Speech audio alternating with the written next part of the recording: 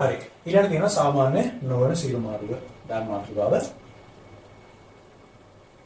සාමාන්‍ය නොවන සීල මාර්ග.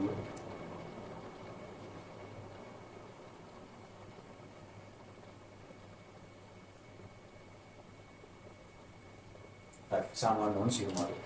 හරි. දැන් මේකෙදි කරන්න මෙහෙම එකක්. අපි කලින් අක්කාචේ නාභියේ FA උවතර තමයි ප්‍රතිබිම්බයේ වස්තුව කියලා ඊට පස්සේ අතාත්වික විශාලයක් ගත්තේ. මෙතනදී අපි කරන්නේ වස්තුව නාභියේ මතට ගන්නවා. හරි නාභි තලයේ මතට වස්තුව අරගෙනයි තියෙන්නේ. දැන් බලන්න මොකද වෙන්නේ කියලා. දැන් මෙතන මෙහෙම එන කිරණ වලින් මේ පැත්තේ නාභිය ඇතිනේ. නාභිය හරහා මෙන්න මේ විදිහට කිරණ යනවා.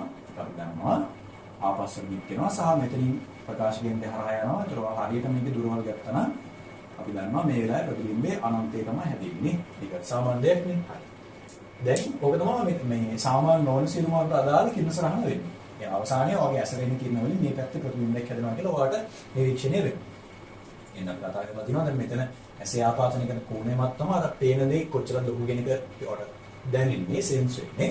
ඒ මෙතන යම් කෝණයක් හැදෙනවා. ඒ යම් කෝණට අදාළව ඔයාලට ප්‍රතිබිම්බයක් පේනවා. හරි දැන් අපි කිරණ සරහන අඳින්න කිව්වොත් හරියට තේරුම් ගන්න නාභිතලයේ මත තියෙන වස්තුවක් අරගෙන මේක අඳින්න ඕනේ. මෙච්චරයි සරල දෙයක් තියෙන්නේ. ඊළඟට බලන්න මේ කෝණික විශාලනේ සමීකරණ මේකට අදාළ ලස්සනට අපි මොඩිෆයි කරන්න ඕනේ, ඇඩ්ජස්ට් කරන්න ඕනේ. කලින් කොහොමද ප්‍රතිබිම්බයේ විෂද දෘෂ්ටි අනුතරේදී පීමසේ ආපාත කෝණය. දැන් විෂද දෘෂ්ටි අනුතරක් නැහැ. දැන් හැදෙන්නේ අනන්තය. අනන්තය ඉත ආසන්නයි. ඒ නිසා අපි එහෙම කියන්නේ නැහැ. දැන් මෙතනදී අපි කියන්නේ ප්‍රතිබිම්බය පීමසේහි ආපාතිත කෝණය. එච්චරයි කියන්නේ. හරි. පීමසේ ආපාත කෝණය. මොකද විෂද දෘෂ්ටි කතන්දරයක් නැහැ. එහෙම එකක් නැහැ. හරි ඊළඟට වස්තුව කලින් විදිහට තියෙනවා. වස්තුව අපි පුළුවන් තරම් ළඟට අරගෙන මේ අත්කාශ නැති වෙලාවට ළඟට අරන් බලන කොච්චර කෝණයක් උඩරිම හදාගන්න පුළුවන්. ඒ නිසා පල්ලය කියන්නේ වෙනසක් වෙන්නේ නැහැ.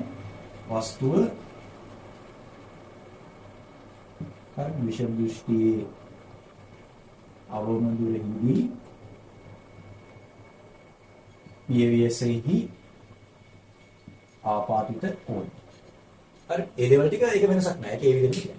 ප්‍රෝග්‍රෑම් මතක තියාගන්න මෙතන අප්ඩේට් වෙනවා. දැන් මෙතනවා විෂද දෘෂ්ටියක් ගැන කිව්වොත් ඒක වැරදි. හරි. ඔක තමයි අර දැක්කේ. ඒතකොට ඒක ලියාගන්න. ඊළඟට අපි මේකට අදාළව දාලා විශාල සමීකරණය විඋත්පන්න කරගෙන යනවා. ඒ විශාල සමීකරණයට අනුව ආයතනයක් දාලා හදාගමු. මෙතන මම ඇල්ෆා බීටා කියලා දැම්මොත් සුපුරුදු විදිහට වස්තු මගින් ආපාත කෝණය ප්‍රතිබිම්බයේ මගින් ආපාත කෝණය ඇල්ෆානේ. ඒතර ප්‍රතිබිම්බය මේක. ප්‍රතිබිම්බය අනන්තයේ තියෙන. ප්‍රතිබිම්බය අනන්තයේ තියෙන. එන විශාල එකක් නේ. ඒකින් අපිට එතන හැදෙන ඒ උස බෙදීම මේ ලික් කරලා ගන්න අමාරුයි. හැබැයි අපිට විකල්පයක් තියෙනවා බලන්න. අර ලස්සන විකල්පයක් තියෙනවා. මෙතන මේක දිගේ මෙහෙම ගියාම මේ ප්‍රතිබිම්බය ලැබෙන හින්දා ඒ හදන කෝණයම තමයි සම්කෝණ ත්‍රිකෝණ වලට අනුව මෙන්න මෙතන හැදෙන්න ඕනේ. හරිද? මේ ලොකු මේ ඇන්ගල් එකම තමයි මෙතන හැදෙන්න ඕනේ. එකම කෝණයනේ. මෙතන ඇත්තටම ප්‍රතිබිම්බ ප්‍රමාණය වැදගත් නැහැ. අපිට මොන જાතියින් හරි කෝණය ගන්න ඕනේ. ඒ නිසා මේ කෝණය ලියන්න පුළුවන්. මෙතන අපි වස්තු උස සිම්පල් h කියලා දාගත්තොත් සිම්පල් h බෙදීම f කියලා. මේ උස බෙදීම මේ දිග. හරි මේ උස බෙදීම මේ දිග කියලා ලියන්න පුළුවන්.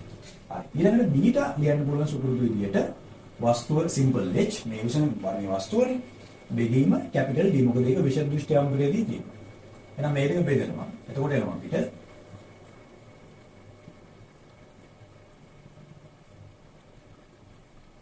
මෙච්චරයි එන්නේ අපිට එනවා d බෙදීම f කියලා. එච්චරයි. ඔක තමයි සමීකරණය. එහෙනම් මේ වෙලාවේදී මෙන්න දාන්න කෝණික විශාලනේ සමාන වෙන්නේ d බෙදීම f. d බෙදීම f. බලන්න කලින් අවස්ථාවත් එක්ක මේක කම්පෙයාර් කරලා බලන්න. කලින් ආවේ එක දන d බෙදීම f. දැන් එන්නේ නිකන් d බෙදීම f. ඒ කියන්නේ සාමාන්‍ය සිරු මාරුට වඩා එකකින් අඩු වෙනවා සාමාන්‍ය නොවන සිරු මාරුවේ විශාලය. කලින් 10 ගුණයක් විශාල නම් දැන් 9 ගුණයක් විශාල වෙන්න ඕනේ වෙන්නේ. පැහැදිලිනේ? හරි. ඒතර මේකෙත් කිරණ සරහන සමග මේ උත්පන්නය සහ මේ ආරම්භ එක්කම සියල්ලම A to Z කරගන්න පුළුවන් වෙන්න ඕන. මම ආයේ පද ටික නම් නැහැ. මේක තමයි සමීකරණය වෙන්නේ. හරි. ඒත් එක්ක මොහොම ඒතර සරල අන්විච්ඡය සම්බන්ධයෙන් මෙච්චරයි දැනගෙන ඕනේ. තාපොඩි දේවල් ටිකක් කොහොමද කියන්න ඕනේ. දැන් මේ සාමාන්‍ය හා සාමාන්‍ය නොවන කියන වචනේ දිගටම පාවිච්චි කරන අපි අන්වීක්ෂ වල තියෙනවා සරල සහ සංයුත ඒ වගේ දුරේක්ෂ වලටත් තියෙනවා. එතකොට මේ සාමාන්‍ය නොවන කියන වචනේ ඉන්නේ මේ විදිහටයි. ඔයා මේ උපකරණේ සාමාන්‍යයෙන් පාවිච්චි කරන්නේ මොකක් හරි ක්‍රමයක් තියෙනවානේ. ඒකට අපි කියනවා සාමාන්‍ය සිරුමාරුව කියලා. මොකක් හරි විශේෂ අවශ්‍යතාවයකින් ඔයාලට ඕන නම් අනිත් සිරුමාරුවට මාරු වෙන්නත් පුළුවන්. ඒකට අපි කියනවා සාමාන්‍ය නොවන සිරුමාරුව කියලා. උදාහරණයක් විදිහට අත්කාචින් බලාපොරොත්තු වෙන පුළුවන් තරම් ලොකු විශාලනයක් ගන්න එකනේ. අත්කාචින් බලාපොරොත්තු වෙන්නේ පුළුවන් තරම් ලොකු විශාලනයක් ගන්න එක. එතකොට ඔයා දැන් මොකක් හරි අපි හිතමුකෝ චලනීක්ෂ පාඨාංකයක් ගන්නවා වෙන්න පුළුවන්. ඒකේ මොකක් හරි එකක් ගද්දී ඔයාට අක් දාලා එතන අත්කාචි ගත්තම එහෙම බැලුවා කොච්චර ලොකුද කියලා ඒක ලොකු කරලා බලාගත්ත එච්චර. හැබැයි දැන් එතන වඩා ඕන වෙන්නේ පුළුවන් තරම් ලොකු විශාලනයක් ගන්න එකනේ. ඒ නිසා ඔයාලට තේරෙනවා මීට වඩා වාසි අපි සාමාන්‍ය සිරුමාරුවට යන්නේ මොකද? එතන එනවා එක දන D බෙදීම F එකක්. මොකද ඒකේ හේතුව ප්‍රතිබිම්බ හැදෙන්නේ විෂය දෘෂ්ටි ආමුදුරේනේ. ඒතර ප්‍රතිබිම්බ පුළුවන් තරම් ලං වෙන තරමට ලොකු එකක් ඔයාලට බලා ගන්න පුළුවන්. හරිනේ. හැබැයි හිතන්නකො නිකන් අපි නම් පුරාවිද්‍යාඥයෙක් වගේ කෙනෙක් කියලා. එයා ටික වැඩි වෙලාවක්. එයා සමහර මුළු දවසම අක්කාචින් අර්ග දිහා බලාගෙන ඉන්නවා වෙන්න පුළුවන්. හරිද? එතකොට දැන් අර සිරුමාරුවෙන් සාමාන්‍ය සිරුමාරුවෙන් මෙයා මේක දිගටම නිරීක්ෂණය කරොත් එහෙම වෙන ප්‍රශ්නේ තමයි ඒ වෙලාවේ ඇසේ විඩාව මාර වැඩි. ඇයි? මොකද හේතුව ප්‍රතිබිම්බ හැදෙන්නේ විෂය දෘෂ්ටි ආමුදුරේ කියලා කියන්නේ ඔයා දන්නවා. ඇසට හරි අමාරුයි ළඟ තියෙන වස්තු බලන්න ගියාම. නේ එහෙමනේ වෙන්නේ. ළඟ තියෙන වස්තු බලන්න ගියාම මේ වස්තු වල අඩුයි ප්‍රතිබිම්බ පක්ෂිකාචේ නාභිය දුරත් අඩු කරන්න. ඒතරත් ප්‍රතියෝජක පේශි ගොඩාක් මේ සම්පීඩන වෙලා මේක හරි අර ස්ට්‍රෙස් වෙලා තියෙනවා. ඊට වඩා ඇහැට හරි පහසුයි අපි දන්නවා ඇස පූර්ණ විඩාවෙන් තොරව තියෙන අනන්තය දිහා බලන් ඉන්න වෙලාවට. ඒ නිසා කවුරු කෙනෙක් ගොඩක් වෙලා මේක දිහා බලන් ඉන්නවා නම් එයාට සාමාන්‍ය සිරුමාරුවට වඩා සාමාන්‍ය නොවන සිරුමාරුව වාසිදායකයි. විශාලන එකකින් අඩු වුණා ඇසේ විඩාවම වෙනවා. හරි ඒ නිසා මේ සිරුමාරු දෙකක් තියෙන්නේ සාමාන්‍යයෙන් කරන්නේ අපි කෙටි වෙලාවක් ලොකු විශාලනයක් ගන්න එක විශේෂ අවස්ථාවකදී අර වගේ පුද්ගලෙක් දිගු වේලාවක් නිරීක්ෂණය කරනවා නම් එයාට සාමාන්‍ය නොවන සිරුමාරුව වාසිදායක වෙනවා. ඔන්න ඔය වගේ පොඩි ප්‍රශ්න අහන නිසා තියරි හරියටම තේරුම් ගන්න. ඇයි මේවට සාමාන්‍ය කියන්නේ සාමාන්‍ය නොවන කියන්නේ මොකද්ද මේකේ තියෙන වාසිය මොකද්ද අරකේ තියෙන වාසිය හරියට හැමදේම තේරුම් ගන්න. ඒක මම මුකුත් ලියාගන්න දෙන්නේ නැහැ. ඒ හින්දා මේ පැහැදිලි කරලා කියන්නේ. ඔයාට අවශ්‍ය නම් ඔයා නෝට් එකක් දාලා ලියාගන්න. මොකද ඒක කියන තරම් දේවල්වත් නෙමෙයි අත්තට. පොඩි දේවල් ඔයා තේරුම් ගන්න ඕන දේවල් එක්සෑම් එකේදී අහන දේවල්. හරි. අමතරව පොඩි නෝට් එකක් දාලා ලියාගන්න. මේ නෝට් එක වැදගත්. දැන් මේ විශාල සමීකරණ දිහා බලපුවම කෙනෙක්ට හිතෙන්න පුළුවන් මටත් හිතලා තියෙනවා අපි ගමුකෝ සාමාන්‍ය සිරුමාරුනේ එතන DBDMF කියන්නේ. දැන් මේකේ විශේෂ දෘෂ්ටි ආන්තර කියන්නේ යම් පුද්ගලයෙක් යම් නියතාවයක් නේ සාමාන්‍ය අපි කියන්නේ නිරෝගී වැඩිම පුද්ගලයෙක් සෙන්ටිමීටර 25ක් විතර කියලා කියන්නේ. ඔව් එතකොට ඒක නියතයක්. ඒක කොහොමත් නියතයක්.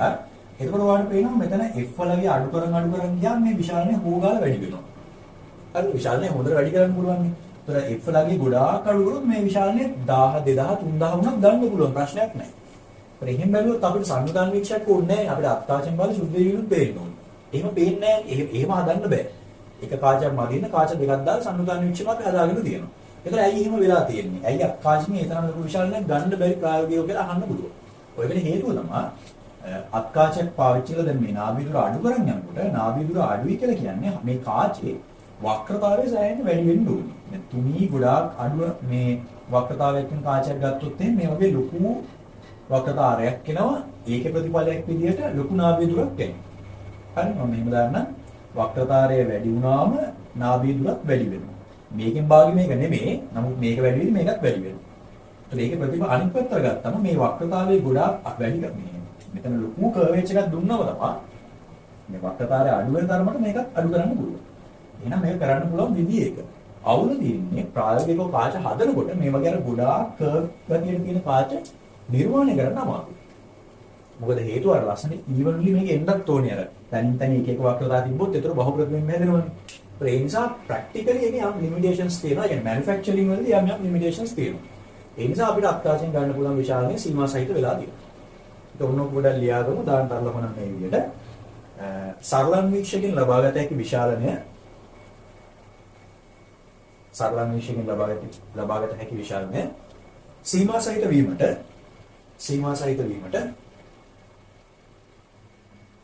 වීමට හේතුව වන්නේ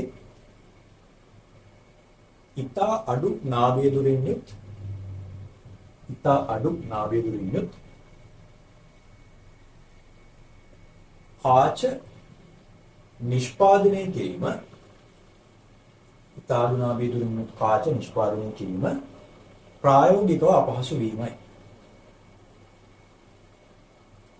ප්‍රායෝගිකව අපහසු වීමයි. අමතරව පොඩි දෙයක් දාගන්න. එහෙම හදන්න ගියාම ගොඩාක් කරුණු ආවේග වල තියෙන ගොඩාක් කර්ව් ඒවා හදන්න ගියාම ගෝලීය අපේරණය කියන දෝෂය ඇති වෙනවා. අපි කියන ස්ෆෙරිකල් ඇබරේෂන් කියලා. ඒ කියන්නේ අර එකම නාභියක් නැතුව නාභින් ගොඩකට මේක සෙට් වෙන්න ගන්නවා. මේ වගේ දැන් කාචයක් කොහොම හදපුවාම අර වගේ කර්වේජස් එන්න ගත්තම මේ එන කියන ඔක්කොම ලස්සන එක නාභියකට යොමු වෙන්න බෑ නැත්තම් වැඩි අවුල්නේ. එහෙම වෙන්නේ නැහැ. දැන් මේ කියන්නේ ගෝලීය අපේරණය නැති එකක්. අරකෙදි වෙන්නේ මෙහෙම එන කියන මෙහෙම තැන් වලට තමයි ඔන්නෝම සෙට් වෙන්නේ. දැන් මේවා මෙතනට ඊට පස්සේ මේවා තව ටිකක් මෙහෙට අන්න ඒ වගේ අර නාභි පරාසයක් හිටිනවා. එතකොට වැඩි අවුල් යනවා අර ලස්සන ෂාප් ඉමේජ් එකක් එන්නේ නැහැ. හරි. ඔන්න දැන් නෝට් එක ක්ලෝස් කරන්න එහෙනම් සරලම විෂය සම්බන්ධයෙන් කතන්දරේ උච්ච.